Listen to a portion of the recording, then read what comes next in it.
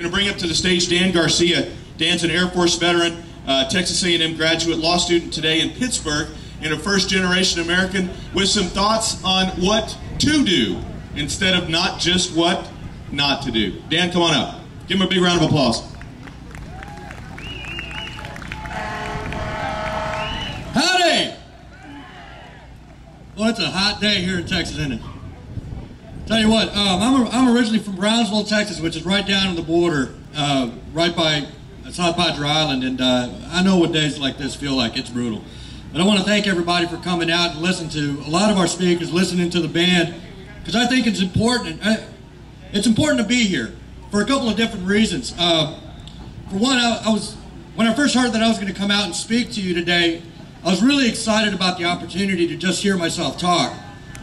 But at the same time, I was also sad because we shouldn't have a Tea Party to begin with. We shouldn't get together and try to protest what our government's been doing for the last however many years. We shouldn't have to protest that they're mortgaging our future and our children's future and our grandchildren's future. We shouldn't have to tell the Congress that the American dream doesn't come from a bill. It comes from God. The American dream, it comes from us. It comes from our hard work, our talents, and our ambitions. And we're here because we're tired of hearing Congress apologize for those ambitions. We're tired of having our president go overseas and apologize for our successes. We're successful because of you. We're not successful because of our government.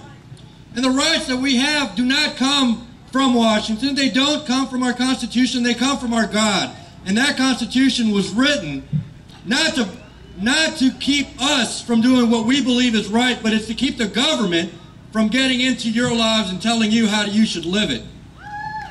That's why we're here today, ladies and gentlemen. But we can't just walk around saying no. We can't just have tea parties and think that's the end of it. That folks in Washington are going to hear our voices and think, hey, they had a tea party in Dallas. They had thousands of people there. That's not the way it works.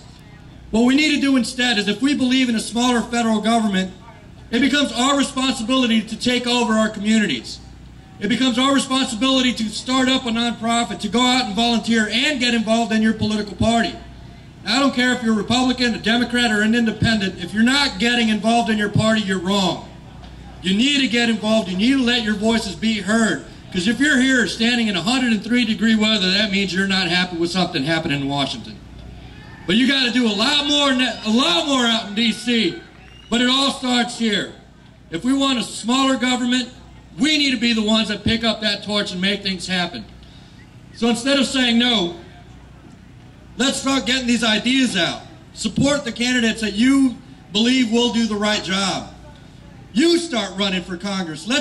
We have in our midst, we have congressmen, congresswomen, hell, we might even have a senator or future president. But the point is, we have to get involved. We can't just come out here and get together and celebrate. But God love you. I'm glad I'm seeing everybody here, but I don't want to see you here next year. I want to be able to, next year, our Congress got the picture, next election day, we put the right people in Congress, we put the right people in Washington, so that we no longer have to have a protest, we can just have a party. Thank you very much, folks. God bless you. God bless Texas, and God bless these United States.